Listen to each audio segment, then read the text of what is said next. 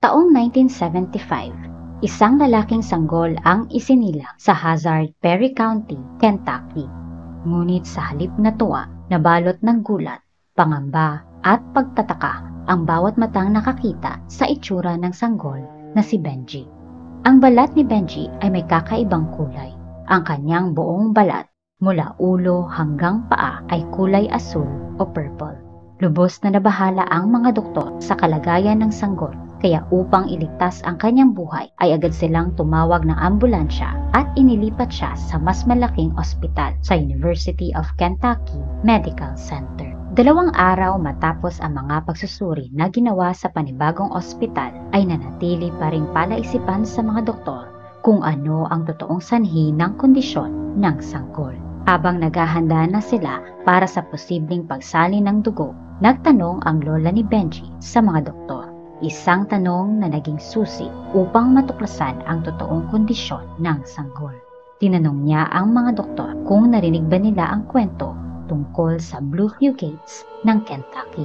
Sa sandaling iyon, lumipas man ang mahigit 100 taon, ay muling nabuksan ang misteryo ng kwento. Palawakin ang kaalaman, buksan ang kaisipan, tuklasin at pakinggan ang kwento sa likod nito.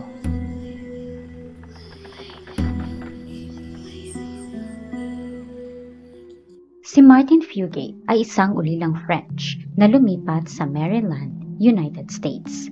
Noong 1820, nakatanggap siya ng lupa sa kabundukan ng Appalachia, hilaga ng Kentucky. Ang kanyang lupa ay nasa isang malayo at maliit na nayon na tinatawag na Troublesome Creek. Doon ay nakilala niya si Elizabeth Smith, isang babae na may pulang buhok, maputi at maputlang balat na naging kanyang asawa. Hindi man tiyak, ayon sa ibang salaysay, ay mapapansin naman ang tila bahagyang kulay asul na balat ni Martin. Naging maayos naman ang pagsasama ng dalawa at nabiyayaan pa ng 7 anak. Subalit, 4 sa mga ito ay kakaiba. 4 sa kanilang 7 anak ay nagtataglay ng asul na mga balat. Sa panahong ito, ang lugar kung saan sila naninirahan sa pakpang ng sapa ay walang kalsada at hindi inaabot ng riles ng tren. Mula 1800s hanggang 1900s, ang mabundok na lupain ay hindi nadadaanan maliban lamang sa paglalakad o sa pamamagitan ng mule.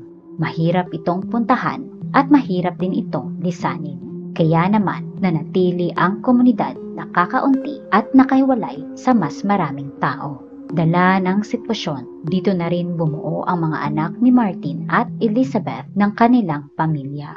Naging karaniwan sa kanila ang magpakasal sa sarili nilang kamag-anak na namamalagi malapit din sa kanilang lugar. At mas dumami pa ang nagkaroon ng asul na balat sa kanilang angkan. Ang mga Fugates, Smiths, Combs, Stacy at Richie. Dahil sa pagiging kakaiba, nakaranas ang kanilang angkan ng diskriminasyon. Iniisip ng ibang mga tao na ang pagiging asul ng balat ay isang klase na sakit sa puso o sakit sa baga o di kaya dahil sa kanilang dugo na masyadong malapit sa kanilang balat. Ang iba ay nagsasabing gawa ito ng demonyo, habang ang iba ay ginawa silang katatawanan. Nakilala din ang asul na balat bilang marka ng inbreeding ng kanilang pamilya. Taong 1930, nagsimula ng umayos ang daanan gaya ng pagtatayo ng linya ng riles at sementadong daan sa Kentucky. Dahil dito, ang iba na kabilang sa asul na angkan ay tuluyang lumisan sa Troublesome Creek patungo sa ibang lugar at nagpakasal sa mga taong hindi nila kamag-anak. Sa kabila nito, wala pa ding nakakaalam kung ano ang tunay na dahilan ng kanilang asul na mga balat. Hanggang taong 1960, narinig ng isang doktor ang kanilang kwento. Naging interesado si Dr. Madison Cawine, isang hematologist sa University ng Kentucky, sa kwento na may asul na mga tao sa isang liblib na lugar. Ang hematologist ay isang espesyalista na nakatuon sa pagsusuri, paggamot at pananaliksik ng mga sakit sa dugo. Isang doktor na may malawak na pagsasanay at pag-aaral sa dugo at mga bahagi nito. Suspetsya ng doktor na ang asul na balat ng angkan ay problema sa kanilang dugo katulad ng isang pag-aaral sa Alaska. Kasama ang isang nurse na si Ruth Pendergrass ay sinubukan nilang tuntunin ang tirahan ng mga ito. Ngunit naging mailap ang mga pamilya ng asul sa mga tao. Hanggang sa isang araw, sa di inaakalang pagkakataon ay may dalawang magkapatid na kulay asul ang nagtungo sa isang klinik upang magpakonsulta at solusyonan ang matagal na nilang problema. Pinuntahan ni Dr. Kawai ang klinik kung saan naghihintay sa kanya ang magkapatid na sina Rachel at Patrick Ritchie. Napansin niya sa kilos nila na nahihiya ang dalawa sa kanilang balat. Agad silang sinuri ng doktor at inalam kung merong sakit sa puso o baga ang dalawa at kanilang angkan maliban sa pagiging asul. Itinanggi naman ito ng dalawa. Ayon pa sa kanila ay may mga kamag-anak silang umabot pa ng 80 hanggang 90 years old. Wala ding nakitang problema sa kanilang balat. Kaya nakumpirma ni Dr. Kawai na ang pagiging asul ay sanhi ng pambihirang sakit. Hindi sakit sa balat, kundi sakit sa dugo na tinawag na methemoglobinemia. Ang oxygen na hinihinga patungo sa loob ng katawan ay nakakaapekto sa kulay ng balat. Pangunahin nitong matatagpuan sa dugo kung saan makikita ang maliliit na hugis bilog na cells o red blood cells. Ang red blood cells ay may protein na tinatawag na hemoglobin kung saan kumakapit ang oxygen. Upang mas madaling maintindihan, isipin nating isang delivery truck ang isang red blood cell. Sa loob nito ay ang hemoglobin. Kapag huminga, papasok sa baga ang oxygen at kakapit sa hemoglobin. Sa pagdaloy ng dugo mula sa baga ay ihahatid ng red blood cell ang oxygen patungo sa iba't ibang parte ng katawan upang magamit ito. Samantalang kinukuha naman ito ang carbon dioxide pabalik sa baga upang ihinga ito palabas. Kapag ang dugo ay may sapat na oxygen, ito ay magiging dark o bright red. Ang kulay naman ng balat ay magmumukhang healthy o pinkish. Ang sakit na methemoglobinemia ay dulot ng mataas na level ng methemoglobin sa dugo. Ang methemoglobin ay isang uri ng hemoglobin ngunit hindi gumagana ng maayos. Wala itong kakayahan na magdala ng oxygen dahil hindi ito nakakapitan. Dahil dito, hindi sapat ang oxygen na napupunta sa dugo, gayon din sa iba't ibang parte ng katawan. Kapag hindi sapat ang oxygen sa dugo, nagiging dark brown ang kulay nito. Ang kulay naman ng balat ay nagiging maputla o maaaring maging asul o purple, partikular sa mga labi at mga daliri ng kamay at paa. Maaari ring makaramdam ng panghihina, pagkapagod, kapos sa paghinga, pagkahilo o sakit ng ulo. Karaniwan ay merong mababa sa 1% ng methemoglobin ang tao. Ang pagkakaroon naman sa pagitan ng 10 to 20% ay nagdudulot ng asul na balat ngunit walang anumang simptomas o banta sa kalusugan. Kapag tumaas ito ng higit sa 20% ay magkakaroon ng abnormality sa puso, seizure at maaaring humantong sa kamatayan. Maaari namang nasa 1 to 10% o abnormal na level na pala ang isang tao nang hindi namamalayan dahil normal naman ang kulay ng balat. Ang sakit na methemoglobinemia ay maaaring mamana o dahil sa pagkalantad sa ilang mga gamot o kemikal.